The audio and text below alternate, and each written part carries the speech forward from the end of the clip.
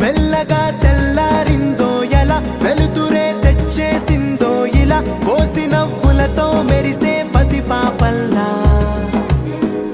చేదతో బావులలో గలగల చెరువులో బాతుల ఈతల కళ చేదు